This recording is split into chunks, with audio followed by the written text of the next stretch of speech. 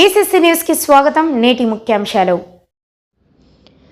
ఒంటిమిట్ట కోదండ రామాలయ అర్చకులకు TTD show cause నోటీసులు. TTD ఉన్నత అధికారుల నుంచి ముందస్తు అనుమతులు తీసుకోకుండా అర్చకులు అత్యుత్సాహం.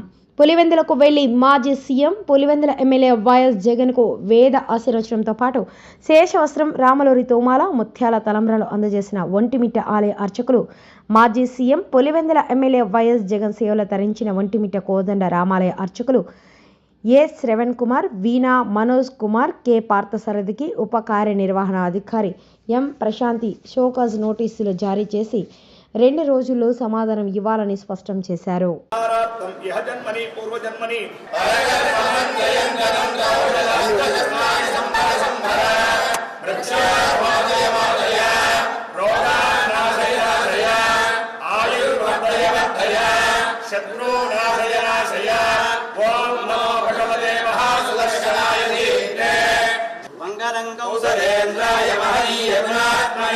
राजा रामचंद्र स्वामिनः संपूर्ण कृपास्तु।